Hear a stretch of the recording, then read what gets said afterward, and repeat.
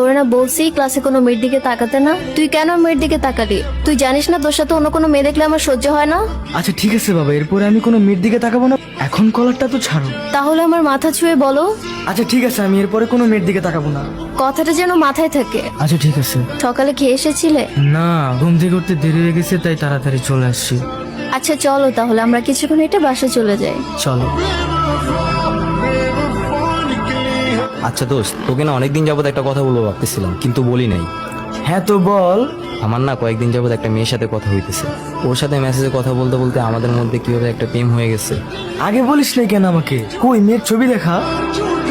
এই যে তোর ভাবি, সুন্দর না? তোদের দুজনকে খুব ভালো মানাবে। আচ্ছা চল তাহলে ক্লাসে যাই। আচ্ছা দোস্ত তুই তাহলে বাসায় চলে যা, আমি একটু পর আসতেছি। কেন তুই যাবি না? আমি যাবো, কিন্তু আসিফের সাথে দেখা করে তারপর যাবো। 2 দিন কোথায় ছিলে তুমি? স্কুলে আসলে না যে? ভালো লাগতেছিল না তাই স্কুলে যাইনি। ঠিক মতো ক্লাস করবে না, ভাদেম্মা হবে নাকি ভবিষ্যতে? এই ছবি তুমি কোথায় পেলে? তোমার বয়ফ্রেন্ড দিছে, মানে আমার বন্ধু আমাদের ফিউচার ভাবিকে দেখাইলো। আমার বন্ধু জানতো না তুমি আমার গার্লফ্রেন্ড, কিন্তু তুমি তো খুব ভালো করে জানতা আবির আমার খুব ভালো একটা বন্ধু। কি প্রয়োজন ছিল আমাকে এভাবে ঠকানো? একটু বোঝার চেষ্টা করো। আমি যে কিভাবে ইমপ্রেস হয়ে গেছি আমি নিজেও বুঝতে পারিনি। আমি আজকে থেকে ওর সাথে সব কথা বলে বন্ধ করে দেবো। আমাদের রিলেশনশিপটা এভাবে নষ্ট করে দিও না প্লিজ।